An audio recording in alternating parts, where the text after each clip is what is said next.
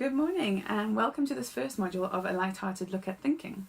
So I'm Bronwyn, and I love exploring what it means to be lightheartedly human, and I think that this is the absolute crux of it all, is recognizing where our experience is coming from and actually getting curious about what thinking is and what thought is and what's creating our reality.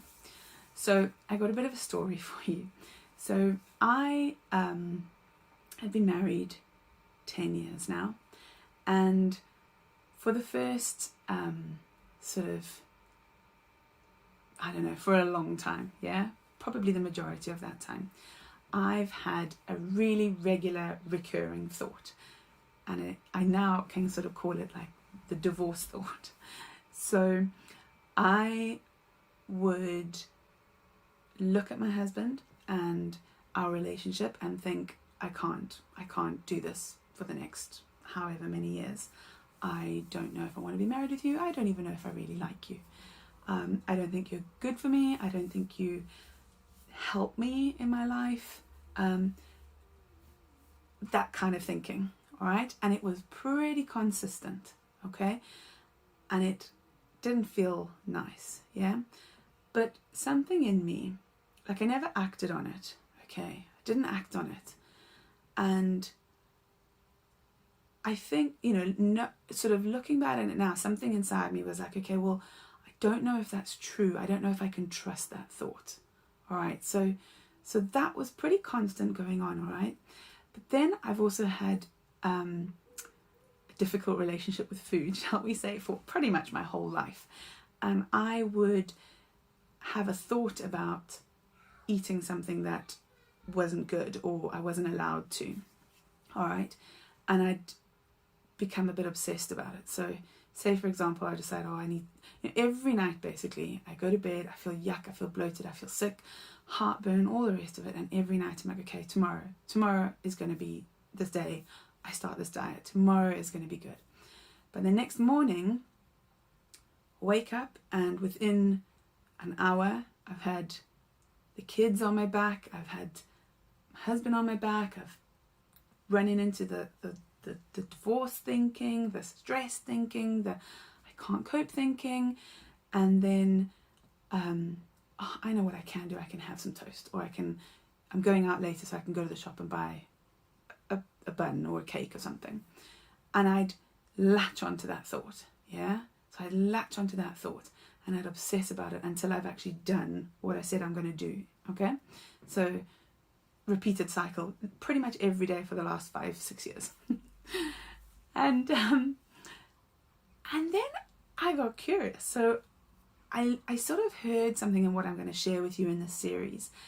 And I started to get curious, like, okay, well, what is it that makes me trust the food thought and go with the food thought? And yet with the divorce thought, I know there's something there that's not quite right, and I don't act on that one. And also, what is it that makes this thought come and go? And even though I know that it's not a helpful thought, either of them, I still am affected by it. It's still in my experience all the time. So what I discovered is that I was paying so much attention to that thinking. Okay, so the divorce thought, while I didn't act on it, it took up so much bandwidth. It was constant, and I'd feel really anxious, I'd feel really stressed, I'd feel really sad. I didn't feel in a good space about it a lot of the time. And the food thing, so then I'd obsess about the food, and I'd have the food, and then I'd be feeling really yuck about the food. So I was spending a lot of time focusing on those few things. And then obviously there was, in and out of this now. So I've got 2 children, and I haven't always found it very easy to be a mum. And in fact, I thought I was doing a really, really rubbish job at it for a long time. But there were moments where it was better than others. So maybe I'd shout at my kids and I'd feel really, really guilty about it. And worry about how it's going to affect them, or other times I would shout at them and be able to give them a cuddle and be able to be okay with it. And I'd notice it in them as well. So sometimes I could see them sort of getting really, really frustrated, and then you could distract them and they'd just change like that. But it wouldn't be the same thing that would distract them all the time. So what I started getting curious about was what's actually going on. You know, what's going on? Why do some things look like they're so much more compelling than others? And what I started to notice is how busy my mind was with that thinking all the time. But it was constantly there, and I was constantly listening to it. So the more I listened to it and the more attention I paid to it, the less I was listening or paying attention to anybody else. And this was huge for me when I noticed this, because I suddenly noticed that I never listened to my husband. Never. All I was listening to was my thinking about him and about our relationship and my expectations of him and what I thought he should be doing and what I thought our relationship should be like and how I thought it would be better if this could change. When I noticed that that's what I was paying attention to, rather than paying attention to actually even what he was saying or anything else,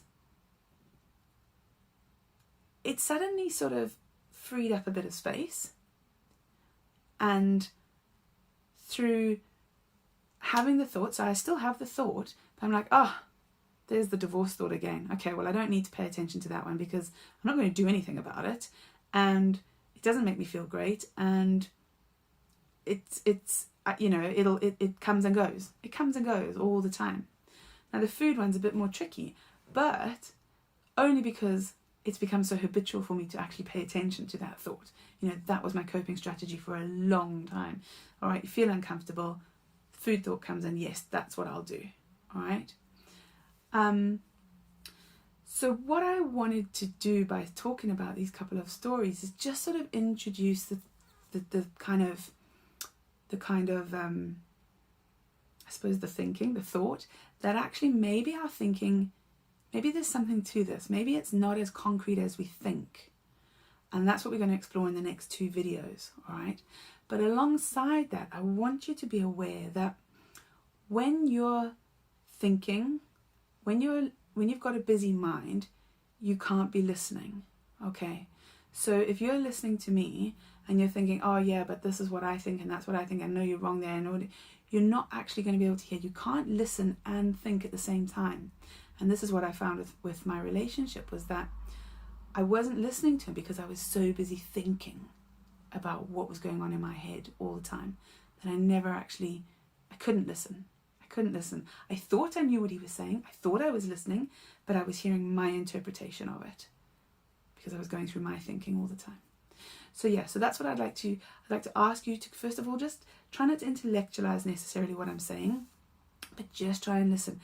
And also let's start to become aware of what's actually thinking. And that's what we'll talk about a little bit more in the next video.